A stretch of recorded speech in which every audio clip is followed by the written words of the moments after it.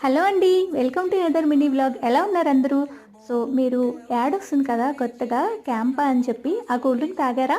నేనైతే తిరుమలలో ఉన్నప్పుడు మా పెళ్లి రోజు నైట్‌కి మా హస్బెండ్ అయితే తీసుకొనొచ్చారు.